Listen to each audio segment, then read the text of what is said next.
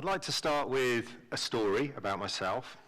Many years ago, when I was at university, I fell in love with a wonderful girl, and it was my first love, actually. I was 18 years old. It was astonishing. I couldn't believe how great it was, and we were so happy together. There was one slight problem. She was on a year's placement at the university that I was at, and at the end of that year, she'd go back to where she would do the rest of her studies, which was in Southern California. This was a problem. So we came up with a plan whereby I applied to a bunch of universities near where she would be studying in Southern California, and to my astonishment, I was accepted to probably the best one that I applied to, a wonderful science university on the same campus as where she was. And my university that I was studying at said to me, sure, just pass the minimum number of courses and you can go and spend a year studying over there. My parents said to me, yes, we'll help you out. So I was all set. I just had to pass the minimum number of courses. My least favorite course that I was going to do was statistics. I never really liked statistics. And I remember the night before the statistics exam, I was reading the textbook in my room and I was thinking, oh, this is so boring. Maybe if I go to the bar and I have a pint of beer, it will make the revision a little more interesting.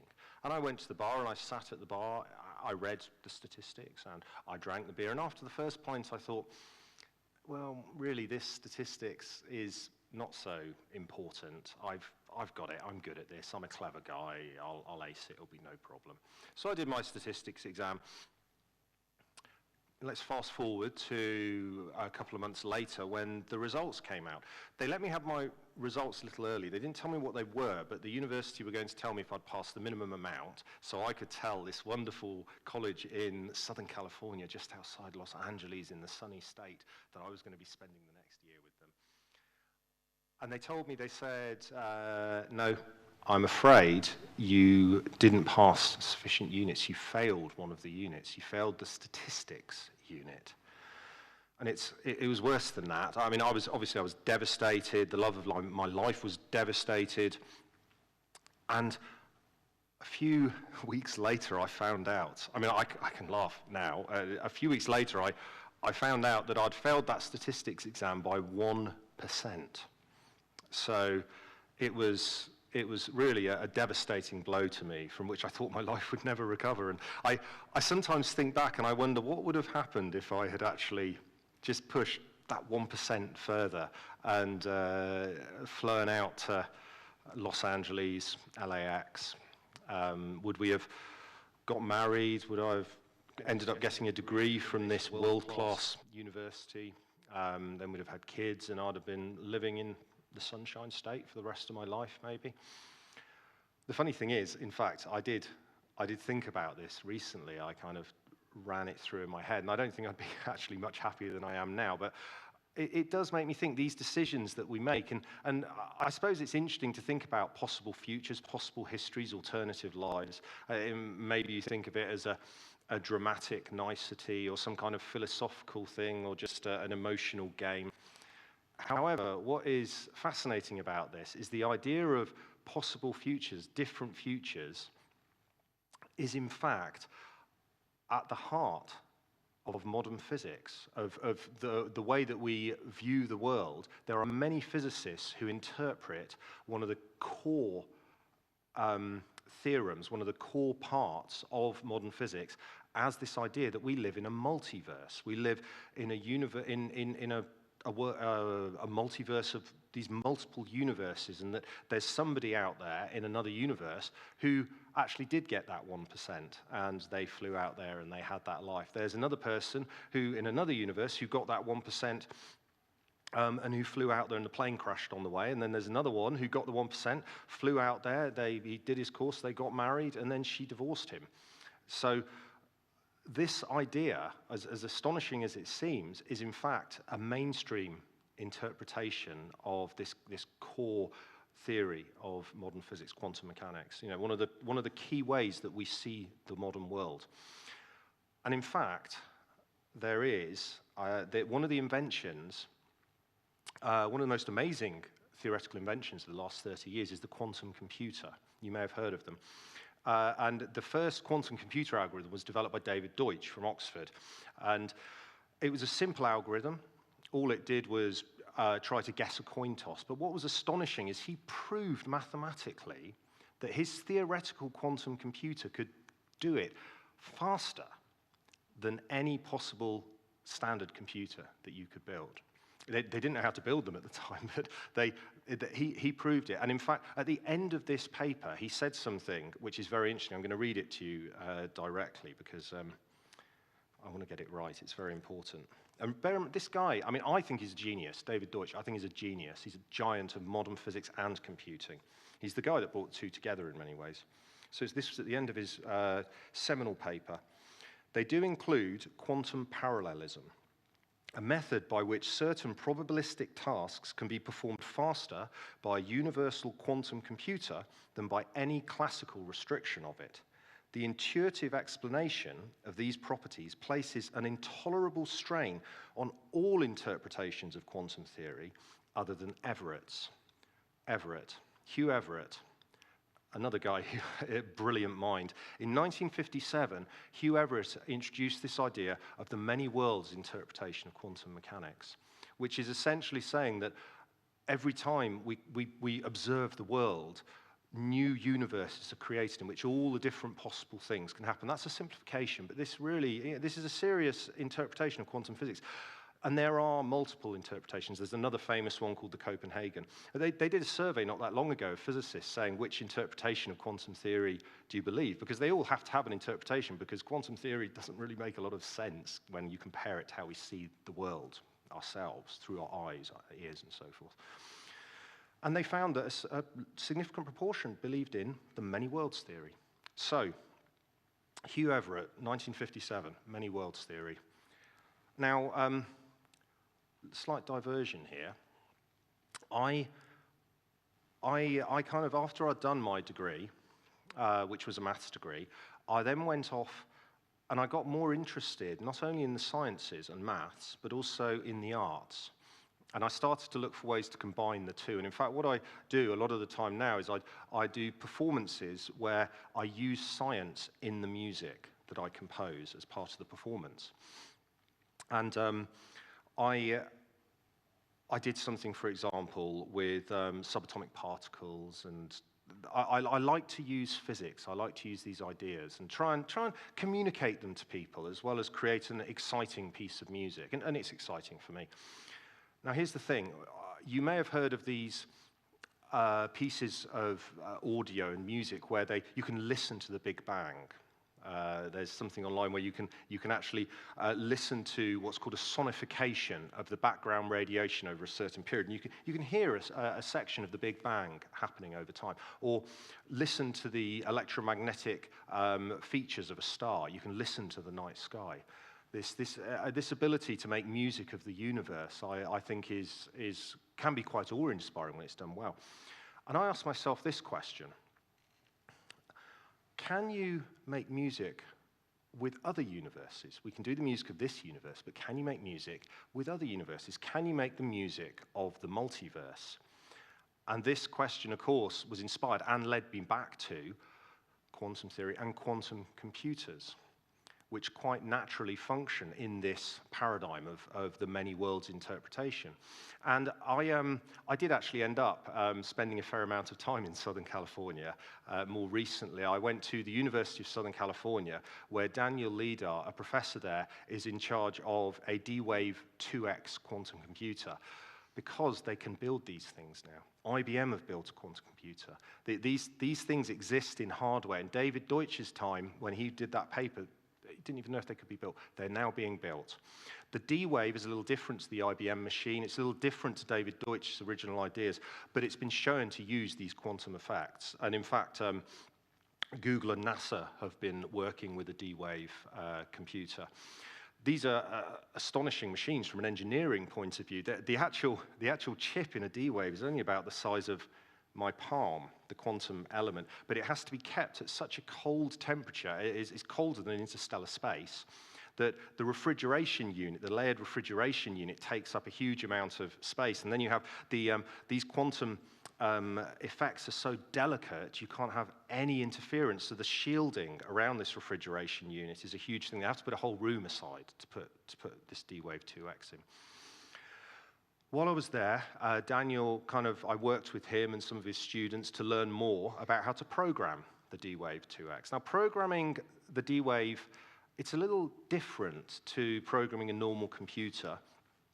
What you have to do is imagine your problems as a sort of maze, a high-dimensional abstract maze. But if you can't think in higher dimensions and abstractions, just think about a maze. And a ball moves through that maze. And to solve the problem, the ball has to kind of find its way to the center of the maze. And there are many problems, important ones, for example, in biochemistry and in machine learning, which can be modeled in this way, this sort of high-dimensional abstract maze with a ball moving through it. In the quantum version, in a D-Wave 2X, well, let's start with the non-quantum version. In a normal computer with this sort of maze, when the ball gets to a wall, what can it do? It can go that way, it can go that way, or it can go back the way it came. That's the only possibilities as it searches for the solution. In a quantum computer, there is a universe in which that ball is on the other side of the wall, as well as the current universe where it can't get through the wall. And this is what is thought to create the speed up in these D-Wave machines. The balls can do something called quantum tunneling. Quantum tunneling is actually quite old news. Any physicist now, they'd be like, oh yeah, electrons can go through impossible walls. I mean, that's what physics is like nowadays. It's just doing the impossible regularly. And so, but using this in computation is a relatively new thing. It took me a while to learn how to do it, but I had a problem. I had a specific problem that I wanted to solve. It's called harmonization, because I guess you could call me a computer musician. I look at how we can use computers to solve various musical problems. Harmonization, if I sang you a little tune now, which I'm not going to, but if I did, that would be the melody. If somebody strolled out with a guitar, strumming away, which they won't, don't worry, that would be the harmony underneath those chords. So the problem I wanted to program on the D-Wave was I send the D-Wave a note, and it sends me back a chord to harmonize that note. I did it. I wrote the program. It took a little time to think that way, but I did it. And what I could do is I could just, from my laptop, shoot off a note from my bedroom or from my office. Off it goes to Southern California. The D-Wave does its bit. And it wouldn't just send me back one chord. A quantum computer, it's not the same as normal computers. They send you multiple solutions. And so it would send me back multiple chords. Now, these chords, I spoke to the professor about this. If you think about it, as this D-Wave is doing its calculations, it's moving through the multiverse. And these chords can be viewed as kind of chords coming from different parts of the multiverse, from different universes.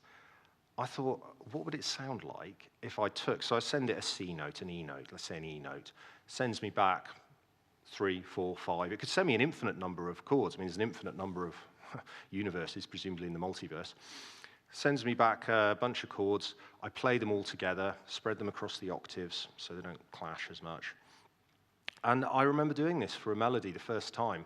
And it astonished me. It felt so profound because I felt I was listening to music across multiple universes. I then did a real-time version where I could kind of send notes and get the chords back in real time. So I was actually experiencing these quantum effects happening, the chords being sent back to me, playing them. And as I was listening and this profound thoughts going through my mind, and I thought, is this really the music of the multiverse? Well, I'm here to tell you tonight, it really could be the music of the multiverse. This is the state of physics at the moment, and the interpretations of quantum mechanics. These chords are coming from different universes. So, I made a performance with it. And I'm going to play you that performance.